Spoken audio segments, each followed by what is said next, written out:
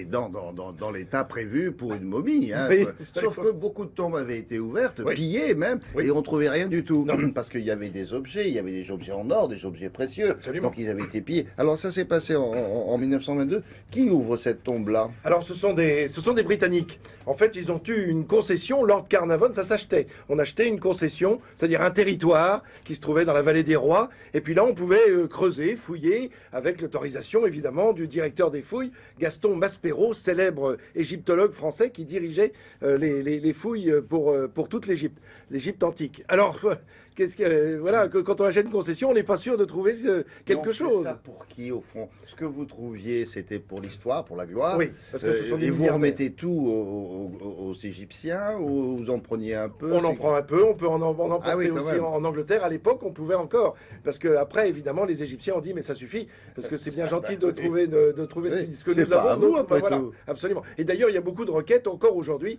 où les Ah oui, Égyptiens c'est exact. demandent à récupérer certaines Oui, pièces. mais enfin, chut. Ben, non, mais enfin, c'est pour dire que Bah, ce trésor... Ah, vous pensiez à l'obélisque? L'obélisque. Oui. Alors, Pas non. franchement à nous. Oui, mais ça y est, ça a été officialisé, vous le savez, avec François Mitterrand et notamment Daniel Mitterrand par la suite. Ça, c'est une autre histoire. Bon. Mais là, ce qui nous intéresse, c'est que nous sommes en 1922. Le Sir Carnarvon, Lord Carnarvon, qui est à gauche sur votre écran, c'est le milliardaire qui a acheté une concession. Et du coup, il demande à Gaston Maspero, mais qu'est-ce qu'il pourrait chercher? Eh bien, Gaston Maspero lui confie Howard Carter, qui est à droite sur votre écran. C'est cet Anglais qui, lui, va se lancer dans ses fouilles. Et alors, on sait qu'on devrait pouvoir trouver le trésor de Toutankhamon, mais où? Est-ce un petit peu plus loin, un petit peu plus près? Et puis, comme on a fouillé les tombes aux alentours, eh bien, tous les gravats qui ont servi, finalement, ont obstrué l'entrée de celle de Toutankhamon. Ce qui fait qu'elle est restée discrète pendant des années et que personne n'a pu la trouver. On regarde des images parce que nous avons des images. Dans cette, Voilà, dans cet état-là. état-là. Et on le voit puisqu'il vient de le découvrir. C'est encore. magnifique. On va trouver ça dans les images. Regardez, parce que nous sommes allés sur place Oui, à bien l'époque, 1922, 23, 24, Ah ouais, parce que ça va durer plusieurs années, vous imaginez bien.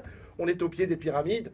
On est tout près du Nil, on est sur la rive droite du Nil et on est face à Luxor et on vient de voir justement Howard Carter. Alors en fait il a commencé par trouver une première marche. Tiens, il s'est dit, tiens, voilà, une de ces marches que l'on voit là, puis une deuxième, puis une troisième, puis 12. Et à la 12e marche, il arrive à découvrir un linteau de porte. Et là, on se dit, bon, ben, il y a sûrement quelque chose derrière. Et on était persuadé de trouver le trésor de Toutankhamon. Alors, Howard Carter, qui est l'égyptologue qui est sur place, télégraphie à son mentor, Lord Carnarvon, qui est resté en Angleterre, en lui disant, Sir, venez vite, nous avons trouvé le trésor de Ah non, ça, Toutankhamon. c'est Laurel et Hardy. Ah oui, pardon. Voilà. Qu'est-ce qu'il fait? Ben, il prend non pas l'avion, mais il va prendre le bateau et puis il va arriver le plus rapidement possible, fin novembre. Voilà pourquoi on peut l'évoquer ces jours-ci, parce que c'est à partir du 23, du 24, du 25, du 29 et du 30 novembre, c'est-à-dire l'anniversaire étant aujourd'hui, que l'on ouvre cette tombe et que l'on découvre des trésors que l'on va remonter. J'ai presque envie de dire à dos d'homme, vous allez voir les images, ce ne sont que des hommes qui transportent, jamais il y a de véhicules roulants, non pas pour sortir de la tombe, mais après pour le transporter jusqu'au bateau, puisque ce sont des bateaux qui vont transporter ce trésor jusqu'au Caire, via le Nil évidemment. Mais l'avantage, c'est que c'était par rapport à ce qui s'était passé pour Toutankhamon 32 siècles plus tôt, vous imaginez, 32 siècles d'écart. Là, vous avez la chambre funéraire, regardez comme c'est magnifique. C'est la seule pièce à l'intérieur de ce tombeau qui fait un peu plus de 100 mètres carrés en totalité. C'est la seule pièce qui est décorée comme cela et conservée, évidemment, puisque l'air n'y était pas rentré depuis plus de 30 siècles. Le masque funéraire, le fameux masque funéraire de Toutankhamon, un jeune pharaon, puisqu'il est mort à 18 ans. Et on Ça, a fait... c'est une reconstitution, excusez-moi. Ah oui, bien sûr, oui, tout donc, à fait. Je dis pas, les couleurs n'étaient pas aussi bien. Bah non, bien sûr. restituées, Mais ouais. ceci dit, tout ça a été évidemment travaillé, puisqu'on a sorti pièce par pièce.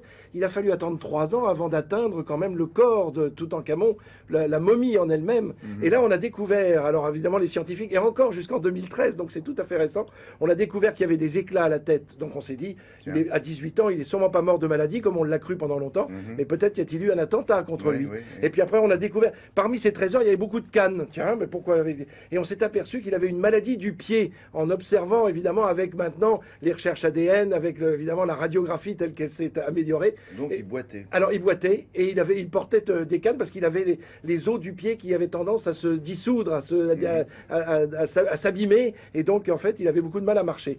Et puis, on s'est aperçu que peut-être, enfin, en faisant des prolongements, hein, évidemment, on s'est aperçu qu'il aurait sûrement eu un choc sur le côté. Sur le côté, et ça lui aurait écrasé le cœur, ce qui fait qu'on n'a pas retrouvé son cœur à l'intérieur de ce tombeau et du corps. Mais ça c'était normal, puisqu'on on les extrayait. Hein. Ouais. Mais on ne l'a pas retrouvé.